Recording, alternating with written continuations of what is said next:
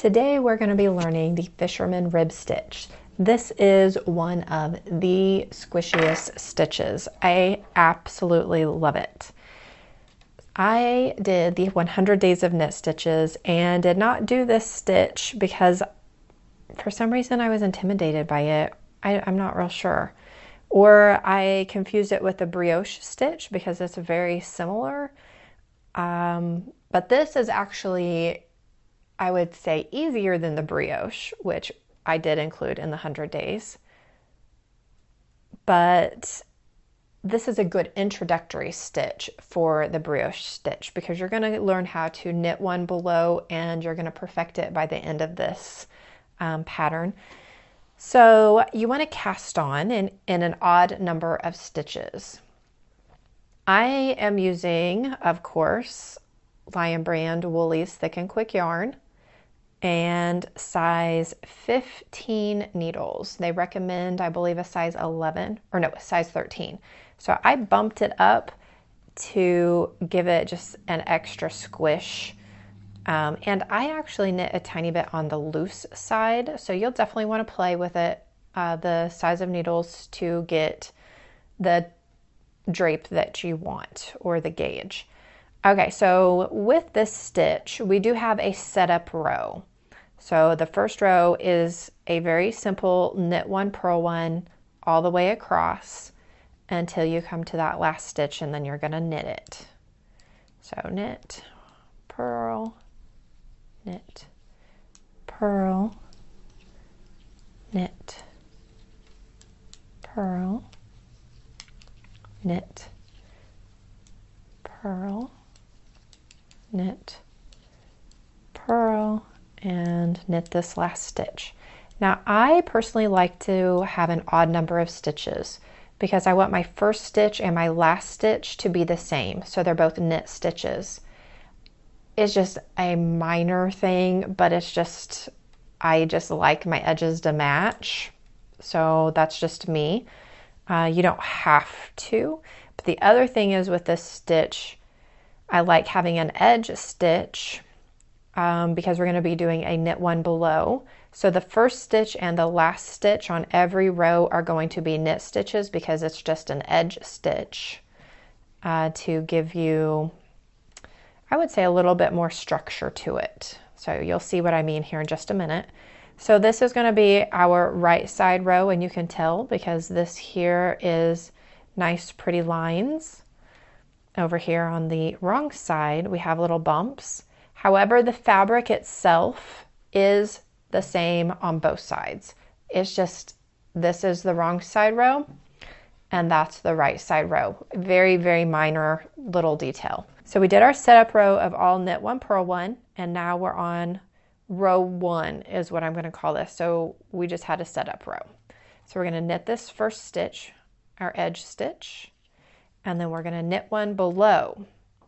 So we're going to, instead of knitting into that first stitch like that, we're going to go into this loop below. So we're going into the stitch below this stitch, and we're going to pull that through, and we're going to drop this loop off so it looks like a double loop, and then we're going to purl the next stitch. So we're doing that all the way across. We're knit one below, purl one. So it's just a 2-stitch repeat. So we're going to purl or knit into the stitch below. So we're going into the hole below. Purl. And I try to do this with a medium tension, so it's not too tight or too loose. So not into the stitch, but we're going into the hole below. Purl one, into the stitch below, bring the yarn in front, purl, knit one below. Okay, so if we didn't have this edge stitch, it would end with this knit one below. Okay, so now we're on a wrong side row. We're ready for row two. So we're going to knit. All right, I'm going to see if I can get a little bit closer for this. Here we go. So we're going to purl this first stitch. So we're going to purl the pearls and knit the knit. So you see how you have that extra loop there? So we'll kind of stretch it out a little bit here after a few rows.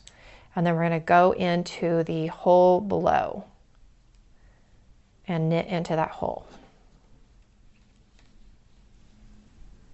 And purl and knit one below. Yarn in front, purl, knit one below, purl, knit one below, and purl and knit the edge stitch. Okay. We're just going to do a couple more rows so that you get the hang of it. You can keep watching me without having to do a bunch of repeats. Because it is, I would say, pretty easy stitch. But that knit one below really was tricky for me. And I don't know why. Now that I know how to do it, I feel like it's really easy. But learning it, reading it, maybe that's part of my problem is I'm reading a pattern versus watching a video tutorial. And also you guys can speed me up or slow me down on the video in the settings so that we can go at your pace. But if you're like me, when I'm learning a stitch, I do it like 100 times. I probably watch it over and over again.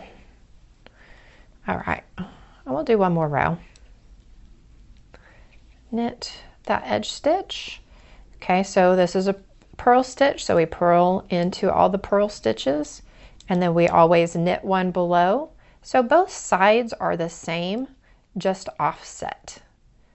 So we knit the knits, we knit one below into the knit one below, we knit one below into the knit stitches, and then we purl the purl stitches. How about that?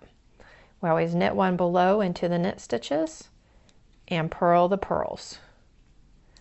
And it really is that easy. It's just a 2-row repeat. So I want you guys to be very comfortable and confident in this stitch. So this is a knit stitch, so we're going to knit one below. Purl the purls, knit one below into the knit stitches. So purl. So when we do a purl on this side, we are creating a knit stitch on the right side. Okay. So that might help bring this all together. Knit one below into the knit stitch, purl the purl, knit one below, purl the purl, knit one below, and knit that edge stitch. All right, so we got a few stitches on here, and it's just so squishy. And give it even a couple more rows and it will start to loosen up a little bit, and you just give it a little tug. And that helps get those double loops to fall into place. And you just kind of work that as you go. And this is seriously, I just love this stitch. All right, so I almost forgot to mention that this is not an easy stitch to knit backwards on, or unravel and knit, or even tinking backwards. It is definitely a challenge. So you will want to use lifelines every so many rows, because if there is a mistake, one, it's obvious, and two, it is difficult to fix. So lifelines are a lifesaver, so I definitely recommend using lifelines. And if you're not familiar with lifelines, just Google that. You will have lots of helpful videos show up. Essentially what it is you take, if you have a needle with that hole right there in it, can you see that? No, you can definitely see it better there. So with that hole there, you put some yarn through it. As you're knitting a row, it'll pull that yarn through. And then let's say 10 rows later, you make a mistake. You can unravel all the way back to this row, and then you can easily slide your stitches right back onto your needle and cable. And also, if you didn't notice, I am knitting flat using circular needles. It is my personal preferred method of knitting. I think it's a lot easier on my hands, meaning they don't get so tired, meaning I can knit more rows. So that is my little tip. Knitting flat with circular needles is a save. Oh God, it saves my hands so much. And I've been doing that the whole time I've been knitting for maybe 13, 14 years now. And I guess saying that, I will let you guys know I use Haya needles, and I have absolutely love these needles. They're definitely my go-to. They don't create any tension in my yarn whenever I'm knitting, so my stitches slide easily. So the less friction I have, that means my hands aren't working as hard, so that means I can knit longer. So I love and they're short tips. So these are like 3.5 inch tips. That is your tip on your tips on this stitch. Use a lifeline and you will definitely thank me for it. Oh yeah, and one more thing. Whenever you bind off, you'll want to bind off loosely in the Knit One Purl One pattern. You can also find, I think there's a Jenny's loose cast off or bind off method. You can try that on it. Again, I just did a normal bind off, and I just bind off very loosely with no tension. And I am pretty happy with that for a blanket or a scarf. I think that works just fine. But again, if you're going to do a hat or a sweater, like a neck line, you may want to have a stretchier bind off and or cast on. All right, I'm getting ready to bind off this little swatch, so I thought I would just show you how I bind off so you can see it in action, as I am a visual learner myself. So I use zero tension. I just am holding the yarn in between my two fingers, and I'm going to knit the knits and purl the purls. So we're going to knit those two, slip one over, purl, slip one over, knit, slip one over, purl, slip one over, knit, slip one over, purl, slip one over, knit, slip one over, purl, slip one over,